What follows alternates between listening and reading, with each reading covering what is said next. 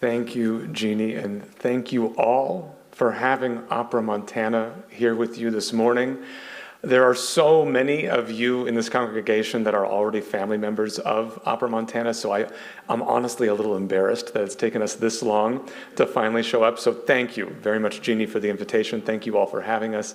Thank you also to my colleague, Susan Miller. Obviously, Susan Miller is not Annabella Joy in your program, and as Jeannie mentioned, Annabella is sick, and I know she was really looking forward to singing for all of you today. But if you know anything about my colleague Susan Miller, you know that she is not only incredibly talented behind the scenes running Opera Montana, but also on our stages. So thank you for sharing your talent, Susan.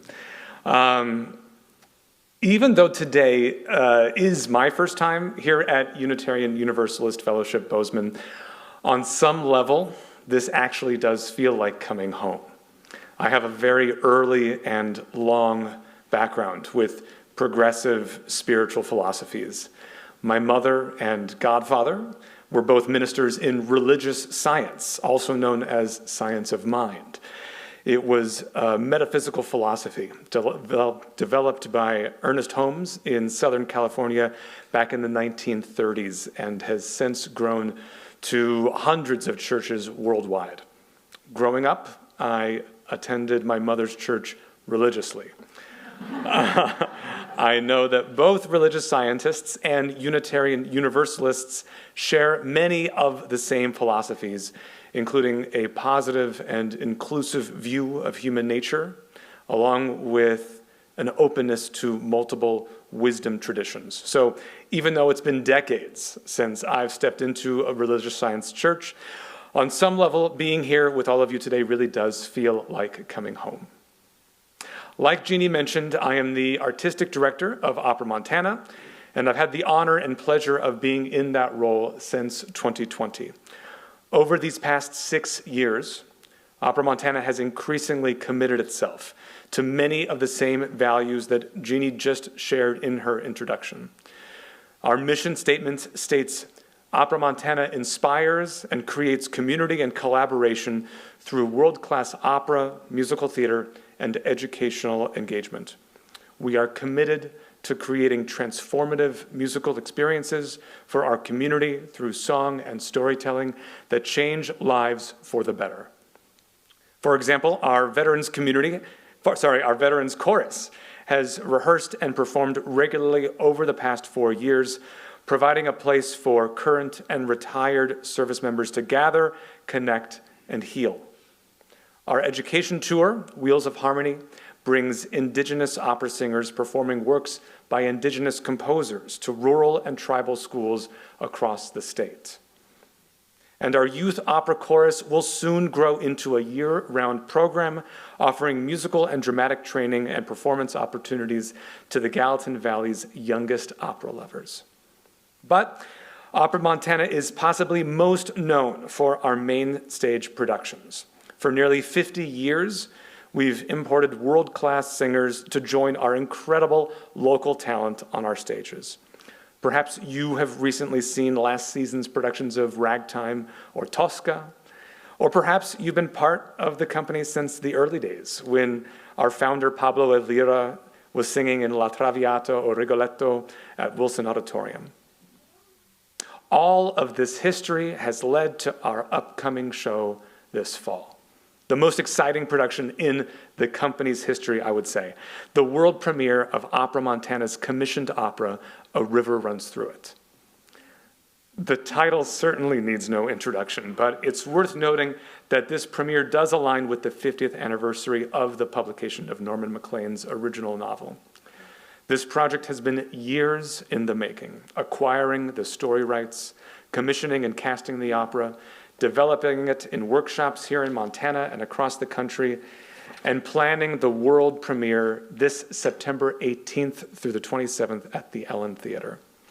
Now, I'm not here to advertise A River Runs Through It, though I will mention that single tickets go on sale tomorrow.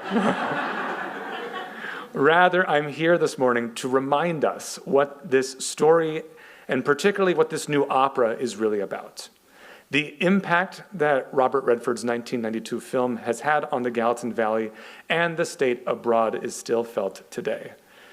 It's easy to blame much of the region's growth and development on the film's fantasized portrayal of the Mountain West. It's also easy to think of this story just as a meditation on God and the outdoors, which it certainly is. In the famous words of Norman Maclean, "In our family, there was no clear line between religion and fly fishing." But at its core, A River Runs Through It is a family drama about human connection. How can we connect with those with whom we're close and yet so distant?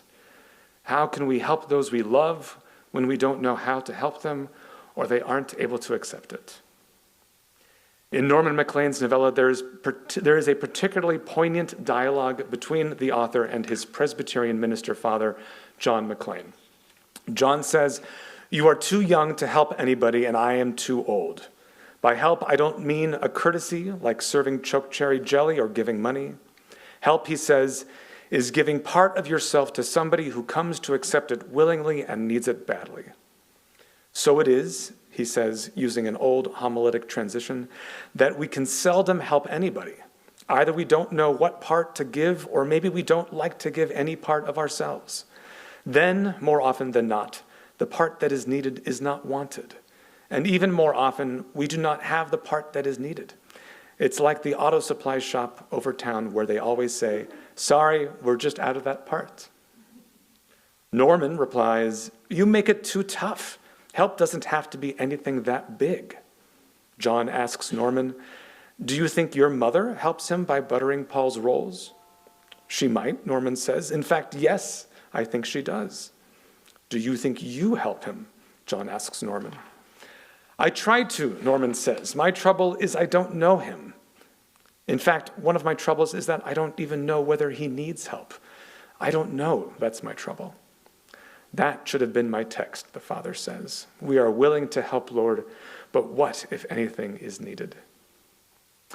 In today's polarized, digitized, lonely world, these questions of help, I think, ring truer than ever before in our lives. Around 1 in 6 people globally, and nearly 1 in 3 American adults, report significant loneliness. Perhaps most striking, loneliness is often highest not among the elderly, but among the younger generations. We long to be seen, to be understood, and to connect, yet so often struggle to know what is needed, or what part of ourselves we are able to give. Perhaps the answer lies in one of the most unexpected characters of A River Runs Through It, the character of Heidi. In the novel, she's referred to simply as Old Rawhide, a derogatory nickname for Wolf Creek's local sporting woman. She basically lives at Blackjack's bar and is ridiculed for her life of drinking, sex, and misjudgment, in contrast with the Maclean family values of grace and discipline. But the operatic adaptation of A River Runs Through It gives a fresh voice and a real-life perspective to many of the book's female characters. We learn, for example, that Rawhide's real name is Heidi. She's a strong, confident, and independent woman. Her approach to love is ahead of her time. When she sees something she wants, like Norman's brother-in-law Neil, she pursues it enthusiastically and without hesitation. She loves wholeheartedly and unconditionally, as made evident in one of the most iconic scenes of the novel. Laying down passed out on the banks of the Blackfoot River, Norman and Paul discover Heidi's tattoos on her sunburnt butt cheeks. L-O on one side and V-E on the other, with a hash mark in between. The word is love. When we meet Heidi in the opera, she serenades us with an introduction to herself. The song is called Too Much, and the chorus goes, "Too much beauty, too much talent always gets folks talking. Always had my share of love, but kindness don't come often." I would like to invite Susan up to sing Too Much from A River Runs Through It, the opera that will premiere this September.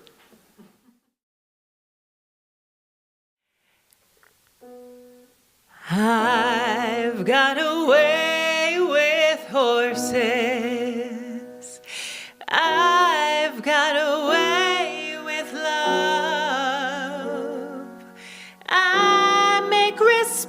gullible folks feel better, 'cause I give 'em somebody to judge. I fish a lot of rivers, I hook a lot of men.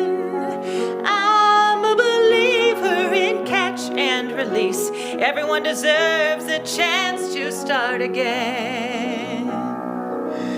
Too much beauty, too much talent always gets folks talking. Always had my share of love, but kindness don't come often. Once I balanced on the back of a galloping horse the entire length of Main Street.